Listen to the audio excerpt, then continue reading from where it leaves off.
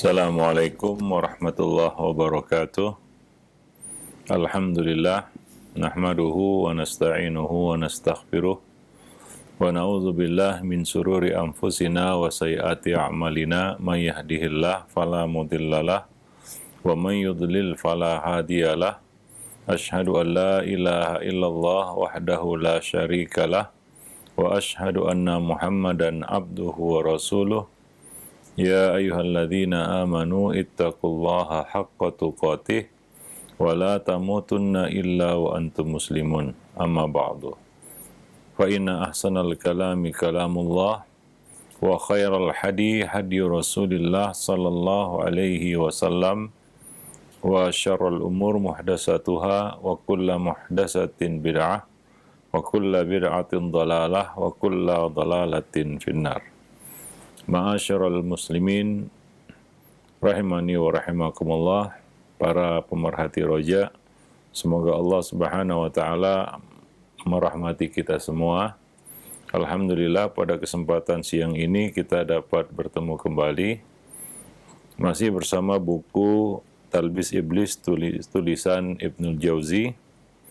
Kita masih di dalam bab yaitu Talbis Iblis, perangkap iblis terhadap kaum sufi ya di dalam beberapa aspek agama.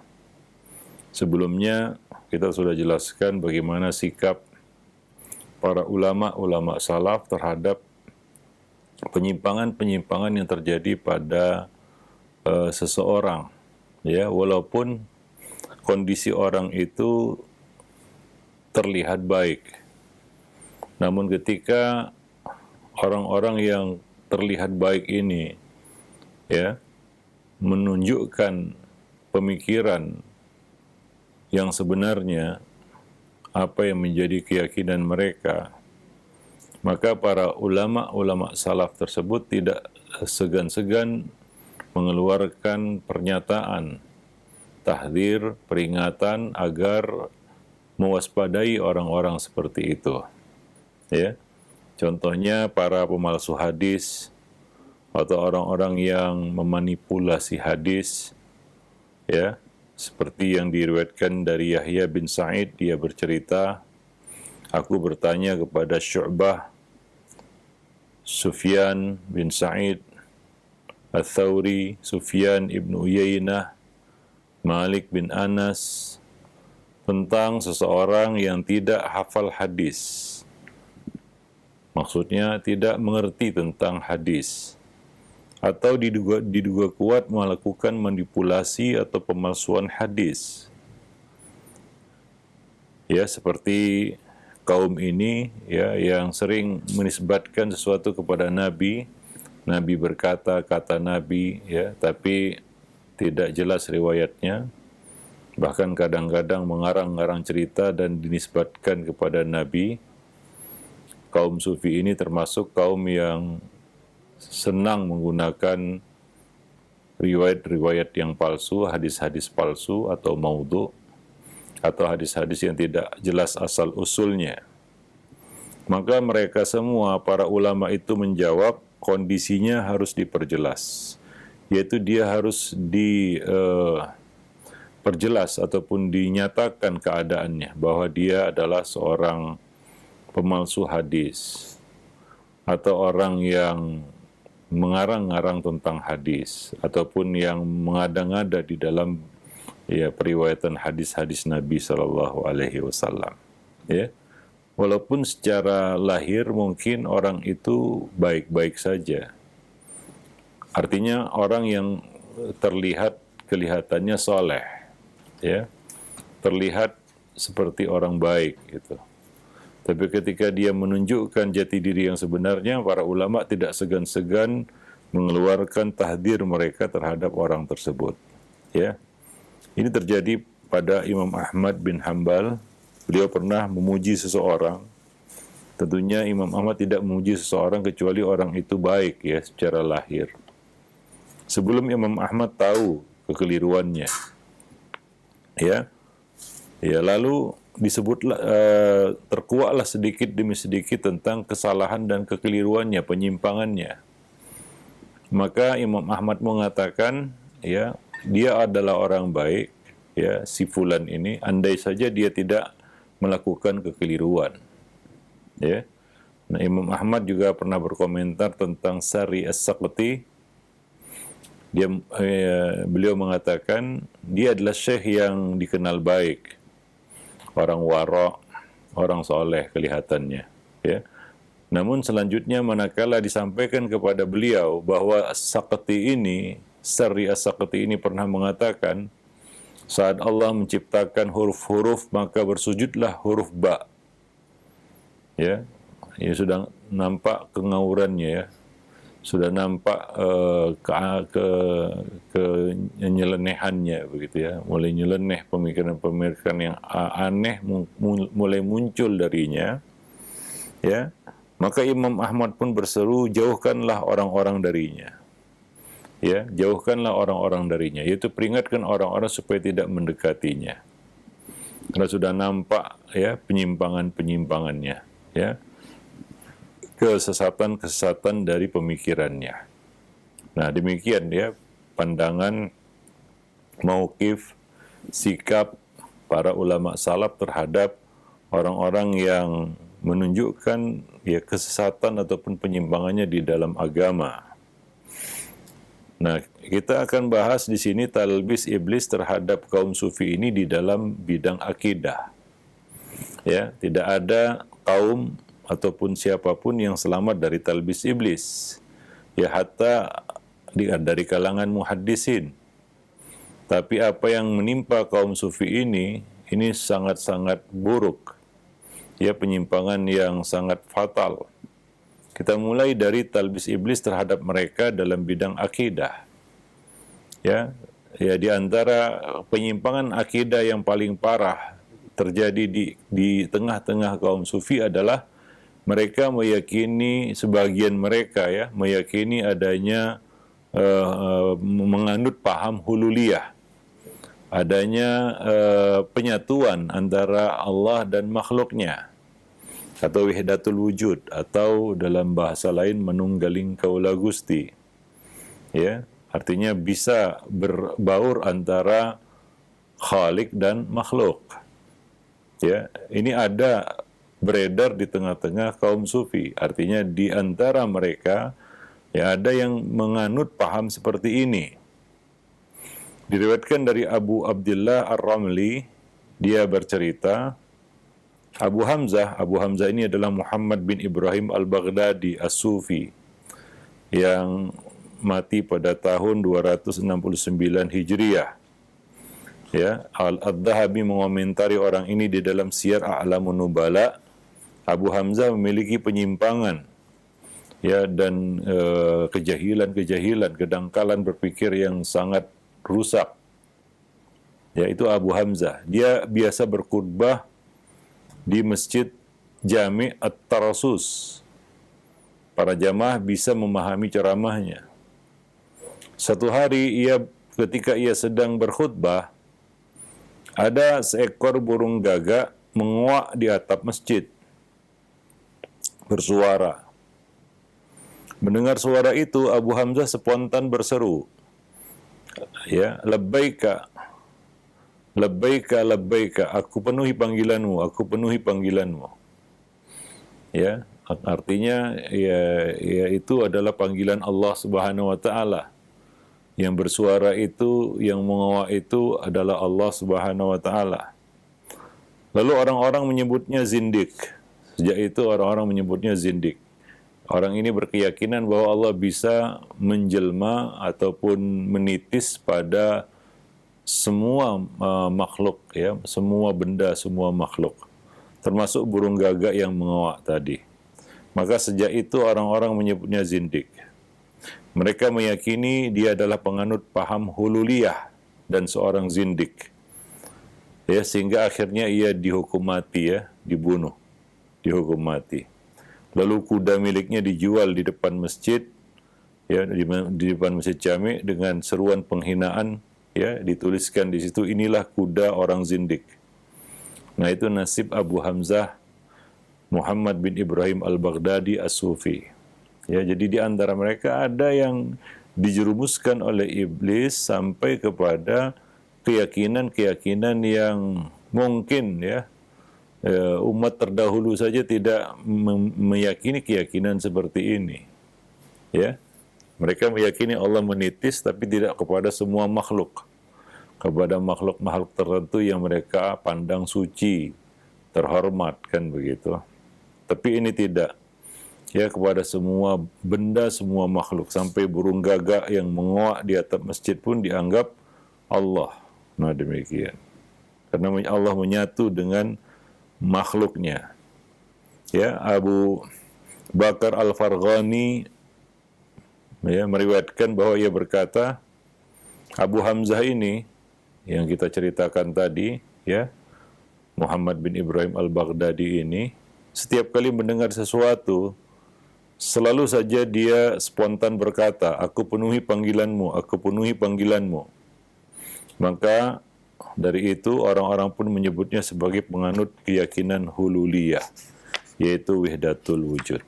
Ya, nah jadi ini salah satu talbis iblis terhadap kaum sufi ini, yang menyeret mereka kepada kesesatan dalam bidang akidah yang sangat buruk dan parah. Ya, nah demikian. Ya, As-Sarraj menuturkan, aku menerima berita ya bahwa para penganut paham haluliyah ini mengatakan Allah Al-Haq dan Allah memilih materi-materi yang dia tempati ya sesuai dengan makna ketuhanannya, dan dia sudah hilangkan unsur-unsur kemanusiaan dari dirinya. Jadi Allah bisa menyatu dengan apapun, makhluk apapun, wujud apapun. Ya, ini pemahaman ataupun apa yang mereka yakini.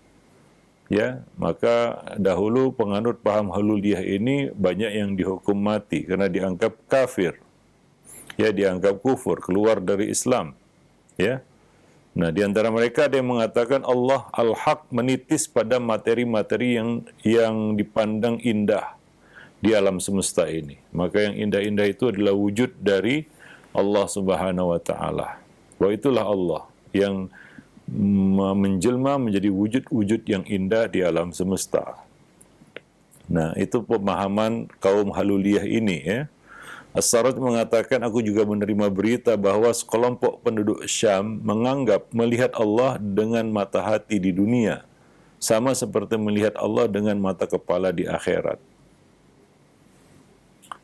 Dan Sarraj juga mengatakan, aku menerima berita juga bahwa budak milik Al-Khalil ya, saat bersaksi kepada Abul Husain An-Nuri mengutarakan, aku kasmaran kepada Allah, artinya tergila-gila, artinya isyq ya, ya'syiq. Ya, bukan hanya sekedar menyintai ya, menyintai dengan nafsu, artinya itu isyq ya, kepada Allah Subhanahu wa taala. Jadi dia menyintai Allah seperti dia menyintai makhluk. Dan Allah pun kasmaran kepadaku. Ya, Allah pun kasmaran kepadaku. Maka Abu Ya'la Al-Qadi Abu Ya'la mengatakan, kelompok hululiyah ini beranggapan bahwa Allah bisa dibuat kasmaran. Ya, isyq, ya, cinta yang yang berlebih-lebihan ataupun isyq ya, cinta buta atau cinta yang disertai dengan nafsu gitu. Ya, Allah bisa dibuat kasmaran kata mereka. Nah, demikian. Jadi Ibnul Jauzi mengomentari, orang yang berpendapat seperti ini bahwa Allah bisa jatuh cinta dalam bentuk isyq ya kepada makhluknya, ia mengatakan yang demikian ini dinamakan dengan kebodohan, kata beliau. Ibnul Jauzi mengatakan ini jelas suatu kebodohan, kejahilan. Jadi tinjau dari tiga sisi. Yang pertama adalah dari sisi penggunaan istilah bahasa. Isyq itu tidak dinisbatkan kepada Allah bahwa Allah ya'syiq ya kepada hamba-hambanya. Ya, dan juga tidak ada ungkapan hamba itu ya'syiq ilallah gitu. Ya, atau dalam istilah kasmaran gitu, atau orang yang jatuh cinta dengan nafsu. Ya, nah, menurut pakar bahasa, hal itu hanya digunakan untuk seseorang yang ya kita katakan hendak dinikahi ataupun hendak menikah antara suami istri. Ya, itu antara manusia dengan manusia, bukan antara manusia dengan pencipta. Ya, tidak disebut dia kasmaran atau isyak. Yang kedua, bahwa sifat-sifat Allah diketahui berdasarkan keterangan dalil. Tidak boleh kita menisbatkan satu sifat, baik itu sifat zatiyah maupun fi'liyah, tanpa dalil. Maka tidak ada dalil yang menyebutkan bahwa Allah itu ya'syik. Ya, Allah itu jatuh dalam cinta buta ataupun kasmaran kepada hambanya. Isyak, ya, itu tidak ada. Allah menyintai hamba-hambanya yang taat kepadanya. Ya, seperti firman Allah, yuhibbuhum wa yuhibbunahu. Mereka menyintai Allah, Allah menyintai mereka dan mereka pun menyintai Allah. Ya, al-hub, mahabbah, bukan isyak.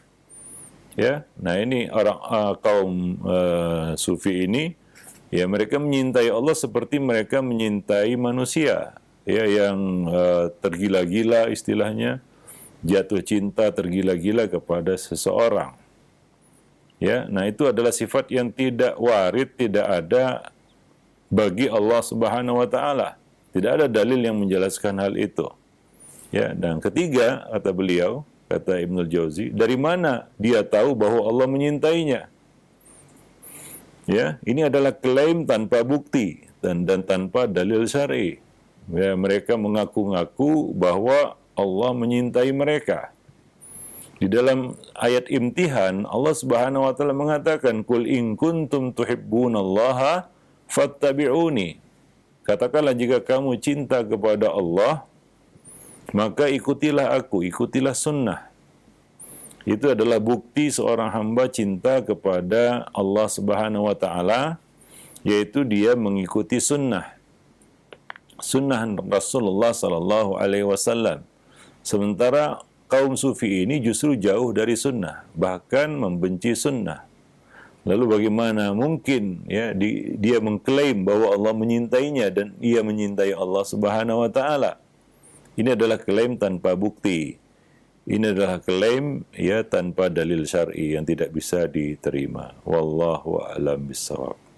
Diriwayatkan dari Abu Abdurrahman As-Sulami, dia mengisahkan, diceritakan dari Amr Al-Makki bahwa ia bercerita bahwa pada suatu ketika aku berjalan bersama Al-Husain bin Mansur. Ya, Husain bin Mansur ini dialah Al-Hallaj, ya. Dialah Al-Hallaj yang dihukum mati karena kezindikan yang dianutnya, karena paham yang dianutnya ini. Ya, berjalan bersama Al-Husain bin Mansur ini di satu jalan kecil di kota Mekah. Sambil berjalan aku membaca Al-Quran. Ya. Nah, dan Husain mendengarkan, Al-Hallaj ini mendengarkan bacaanku. Husain bin Mansur alias Al-Hallaj. Kemudian dia berkomentar, aku bisa saja melafalkan ataupun menciptakan lafal-lafal seperti itu. Yaitu, dia bisa juga membuat Al-Quran seperti yang dibacakan itu. Ya, dia bisa membuat Al-Quran seperti yang dibaca, yang didengarnya itu, yang dibaca oleh Amr Al-Makki. Maka alhasil aku pun segera meninggalkannya. Aku pun menjauhinya setelah itu. Ya, setelah mengetahui penyimpangan pemikirannya itu. Ya, nah, dan dinukil juga melalui sanad yang bersumber dari Abul Qasim Ar-Razi, dia mengatakan Abu Bakar bin Mamsyad bercerita, seseorang mendatangi tempat kami di Dainur dengan membawa sebuah keranjang. Dan dia tidak pernah meninggalkan keranjang itu, baik waktu malam maupun siang hari. Orang-orang penasaran, ya. Lalu mereka memeriksa keranjang tersebut. Ternyata di dalamnya didapati sebuah buku tulisan Al-Hallaj. Judul buku itu adalah Minar Rahmanir Rahim ila Fulan bin Fulan.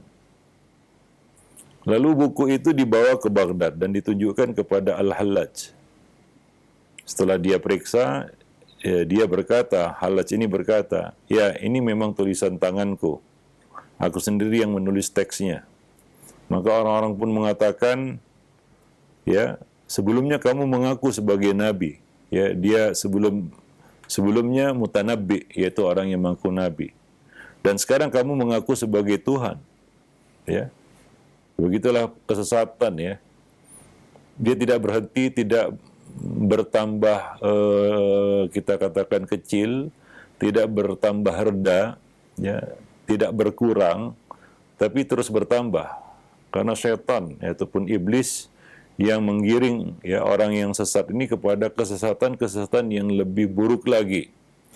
Ya. Ya, sekali jatuh dalam bid'ah, maka orang itu akan jatuh dalam bid'ah yang lebih buruk lagi dan lebih buruk lagi kalau dia tidak segera bertaubat. Demikianlah kita katakan sya'nud dzunub wal itsm, ya. Begitulah kondisi dosa dan maksiat. Sekali kita buat maksiat, maka kalau tidak bertaubat, maka maksiat itu, dosa itu akan bertambah besar dan besar. Ya, dari dosa kecil mungkin akan menuju dosa besar. Dari dosa besar menuju dosa besar yang paling besar, sehingga akhirnya dia jatuh dalam kekufuran.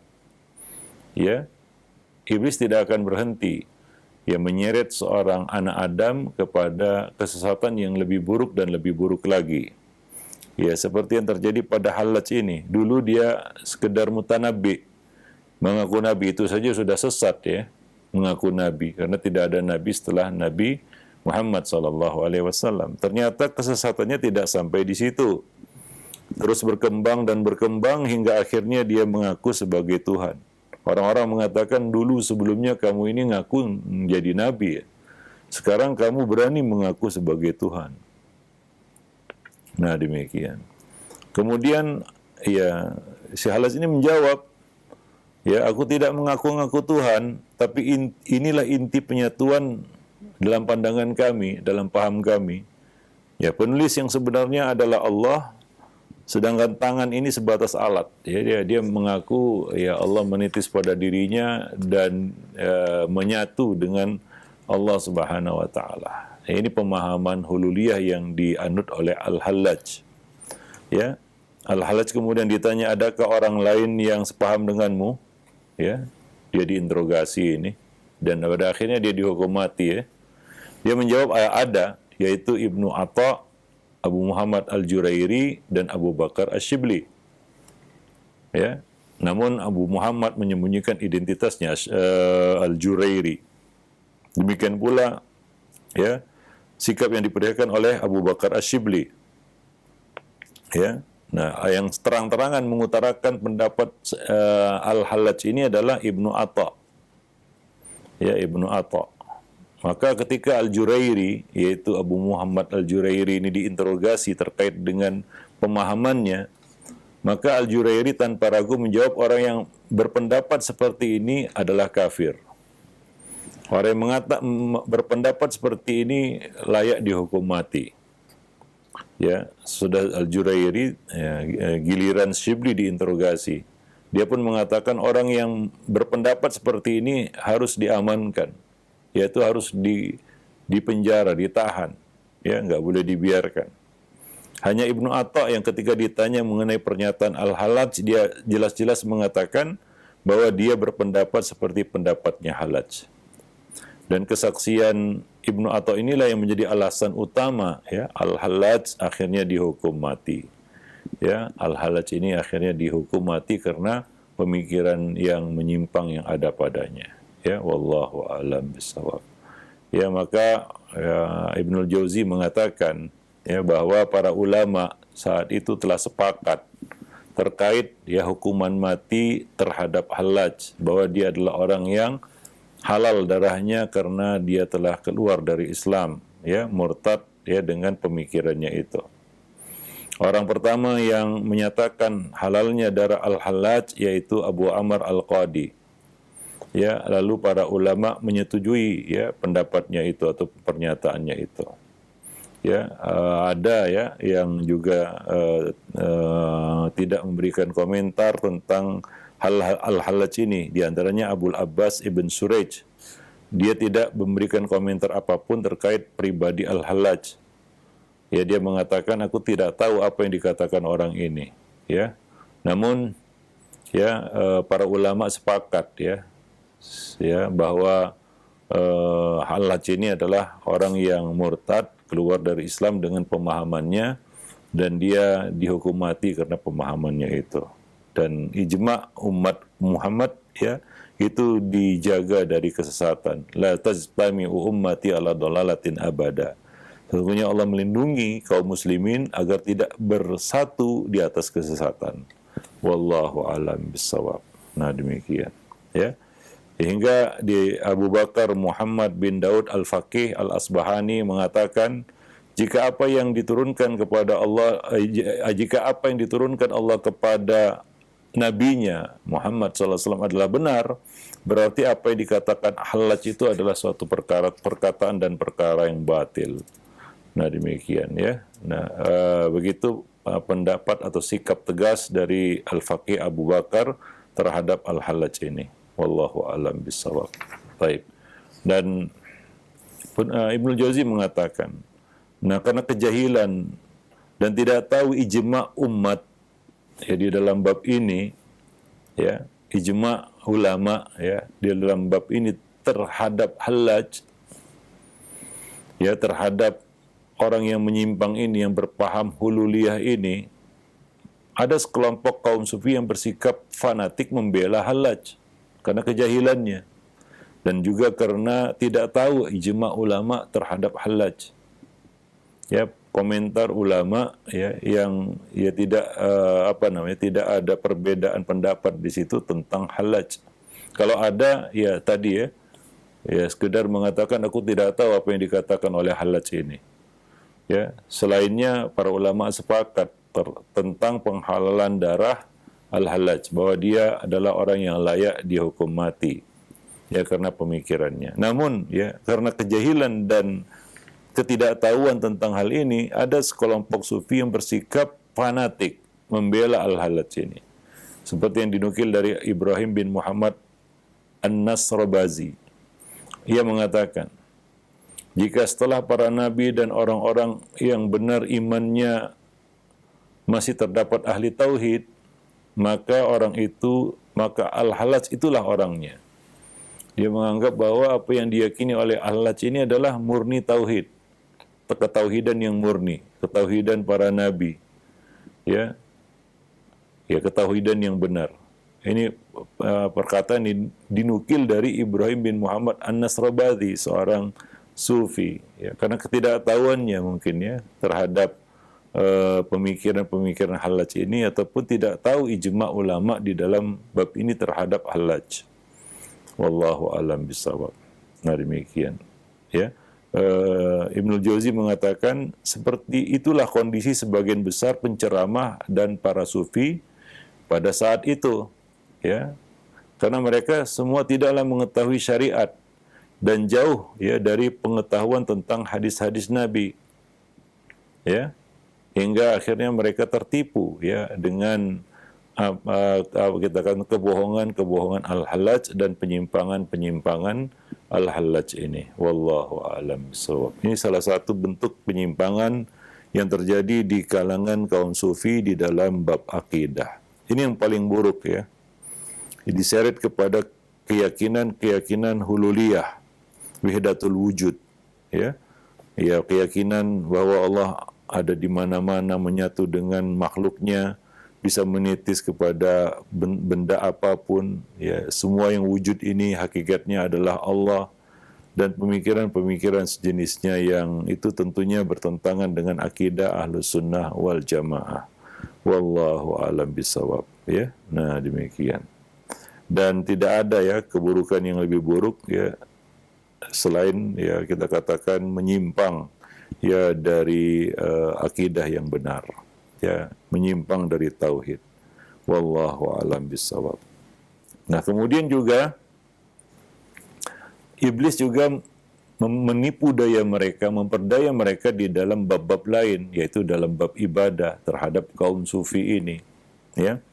Para penulis Ibnu Jauzi mengatakan ya tadi dalam bab akidah, nah juga di dalam bab ibadah ya, mulai dari berkaitan dengan terkait dengan toharoh Ya, Ibnu Jauzi mengatakan pada uraian sebelumnya kami telah jelaskan talbis, tipu daya iblis terhadap ahli ibadah ya berkaitan dengan hal bersuci, taharah.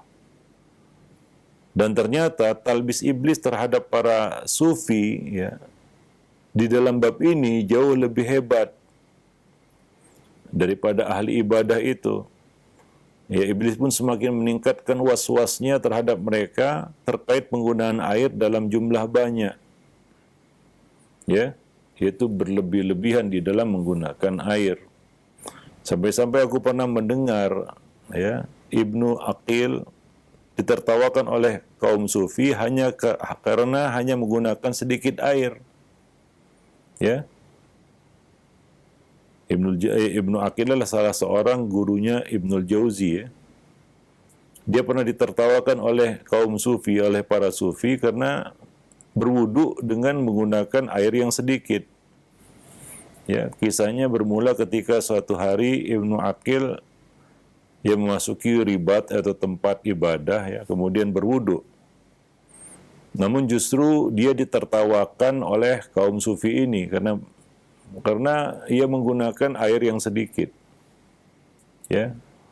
Ya seperti Nabi menggunakan sedikit air ya untuk berwudu. Mereka tidak mengetahui bahwa siapapun yang mampu menyempurnakan wudunya dengan satu ritl ya, maka itu sudah cukup baginya 500 mili. Ya secangkir aqua lah begitu ya, gelas kemasan aqua yang 350 mililiter itu. Ya, nah itu sudah cukup baginya, dia bisa menyempurnakan wudhu dengan air sebanyak itu. Ya, tapi itu justru menjadi bahan tertawaan oleh kaum sufi ini, menganggap itu adalah suatu hal yang ya lelucon ya bagi mereka, karena mereka berlebih-lebihan di dalam menggunakan air. Ya, hingga kadang-kadang mereka mengusap bagian-bagian yang tidak perlu diusap. Ya, nah. Dan cerita yang serupa juga diterima dari Abu Hamid Asy-Syirazi bahwasanya suatu hari dia bertanya kepada seorang fakir ya,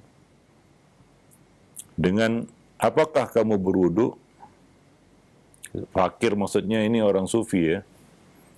Ya, dengan air apakah kamu berwudu? Dia menjawab dengan air sungai. Karena aku punya rasa was-was dalam amalan toharoh. Ya, jadi dia berwudu di sungai itu ya. Ya, sementara kita di sungai pun nggak boleh kita mubazir air. Ya, maka Syirazi pun berkata, setahuku para sufi terbiasa mengejek setan. Nah, sekarang justru setanlah yang mengejek mereka. Ya, wallahu alam bisawab. Nah, demikian ya. Ini berkaitan dengan taharah. Ya, penyakit yang sangat ya sering menyerang ataupun menghinggapi orang-orang terutama yang jahil adalah was-was di dalam bab taharah. Sehingga sebagian orang ya mereka mengulang-ulang taharahnya. Ya, mengulang-ulang taharahnya. Ya, bahkan sebagian dari mereka ada yang sudah masuk dalam sholat, membatalkan sholatnya, kemudian mengulangi taharahnya. Karena merasa taharahnya belum sempurna. Ya, ada yang mengulang-ulangnya di tempat wudhu. Ada bahkan yang mengulangi wudhunya, dia sudah berada di masjid, kemudian keluar lagi untuk berwudhu lagi, padahal dia tidak batal wudhunya. Ya, tidak ada pembatal wudhu padanya. Ya, tapi dia was-was bahwa taharahnya itu belum sempurna, ya belum seperti yang ya diinginkan Allah Subhanahu wa taala menurut mereka.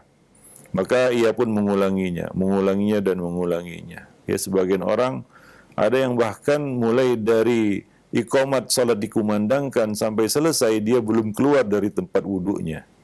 Karena terus-menerus mengulangi wudhu. Nah, ini ya kita katakan salah satu was-was iblis terhadap ya kita katakan ahli ibadah dan kaum sufi, terutama orang-orang yang tidak tahu, tidak mengerti, jahil tentang ya sunnah-sunnah Nabi di dalam berwudu. Maka dari itu wajar kalau mereka menertawakan Ibnu Aqil yang berwudu dengan ya 500 mililiter air, yaitu air sebanyak satu gelas kecil. Mereka memandang tidak akan bisa berwudu dengan cara seperti itu. Padahal Nabi berwudu dengan yang lebih ya kita katakan ya lebih sedikit dari itu, ya, dengan 1 mud air. Ya, Nabi berwudu dengan 1 mud air. Ya, lebih kurang 300-an mililiter air. Beliau bisa menyempurnakan wudhu dengan air sebanyak itu.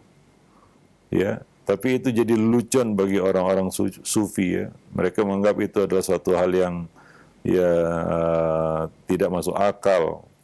Ya, karena mereka berwudhu dengan kalau bisa dengan air sungai gitu ya. Mereka berwudhu dengan air sungai. Bahkan sebagian orang kita lihat berwudhu itu sampai basah kuyup. Padahal tidak semua badan ini anggota wudhu. Anggota wudhu itu tertentu. Tapi dia keluar dari tempat wudhu itu basah kuyup seolah-olah mandi. Ya, nah demikian. Wallahu a'lam bishawab. Ada yang mondar-mandir keluar masuk tempat wudhu karena dia mengulangi wudhunya terus.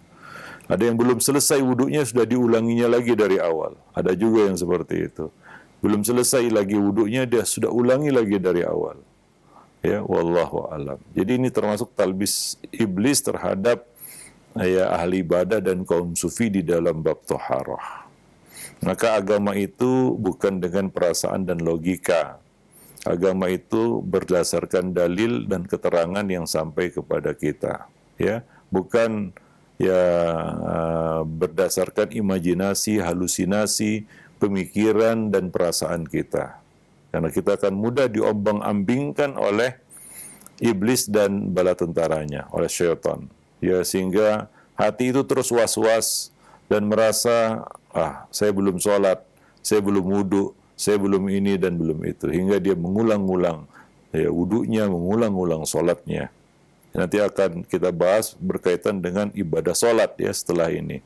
Wallahu a'lam bishawab. Nah demikian para ya pemerhati roja, kaum muslimin dan muslimat, ya, talbis iblis terhadap kaum sufi di dalam bidang akidah dan juga di dalam bidang taharah, ya, dalam bidang ibadah, ya, mulai dari taharah, salat dan lain-lain sebagainya. Wallahu a'lam bishawab, ya. Nah, maka jelas ya, kaum ini menjadi makanan empuk bagi iblis karena mereka jauh dari ilmu. Seperti yang telah disampaikan ya, muqaddimah dari penjelasan ini oleh Ibnul Jauziyah tentang kaum sufi ini. Dari mana masuk setan terhadap kaum sufi ini? Yaitu dari kealergian mereka terhadap ilmu. Dari alerginya mereka terhadap ilmu. Dari jauhnya mereka terhadap ilmu. Dari situlah ya setan iblis masuk ya merusak mereka dalam semua aspek agama mereka. Wallahu a'lam bishawab. Subhanakallah bihamdik, asyhadu an la ilaha illa anta, astaghfiruka wa atubu ilaik. Assalamualaikum warahmatullahi wabarakatuh.